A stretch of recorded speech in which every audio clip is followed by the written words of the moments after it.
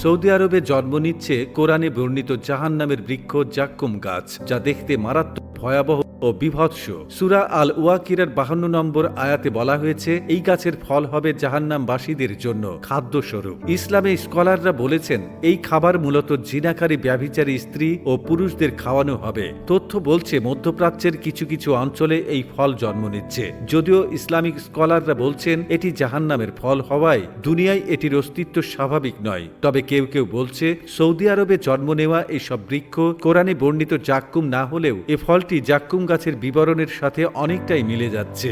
জানা যায়, মক্কা থেকে 80 কিলোমিটার দূরে তায়েফ শহর, যার চারদিকে শীতল পাহাড় রয়েছে, এই অঞ্চলে এই জাক্কুম গাছ উৎপত্তি হচ্ছে। এটি বড় বড় তীক্ষ্ণ কাঁটাযুক্ত একটি গাছ। সূরা আল ওয়াকিয়ার 52 নম্বর আয়াতে বলা হয়েছে, এই গাছের ফল হবে জাহান্নামবাসীদের জন্য খাদ্যস্বরূপ। তাফসির এসেছে, এই খাবার পচে গলে যাওয়া অতিশয় দুর্গন্ধযুক্ত খাবার, স্বাদ আসবে গলিত পিতলের মতো কিংবা আরো খারাপ, যেগুলো তাদের মুখ ও শরীর জ্বালিয়ে দেবে। ইসলামিক স্কলাররা বলছেন, এই গাছটি একটি মন্দ গাছ এবং শেকড় আগুনের তলদেশে পৌঁছেছে, আর এর শাখা জাহান্নামে ছড়িয়ে রয়েছে। এই গাছের ফল দেখতে কুৎসিত, তাই এটি শয়তানের মাথার সাথে তুলনা করা হয়। এই গাছ মন্দ ও পরাগ মন্দ, তবে জাহান্নামীরা ক্ষুধায় এমন পর্যায়ে পড়ে যে তাদের পেট ভরা অবস্থায় খাওয়া থেকে রেহাই নেই। যখন তাদের পেট ভরে যায়, তখন তাদের পেট তেল ফোটার মতো ফুটতে থাকে। ফলস্বরূপ তারা প্রচণ্ড ব্যথা অনুভব করে। যখন তাদের অবস্থায় পর্যায়ে পৌঁছায়, তখন তারা গরম পানিতে ছুটে যায় যে তার তাপ হারিয়ে ফেলে। তাই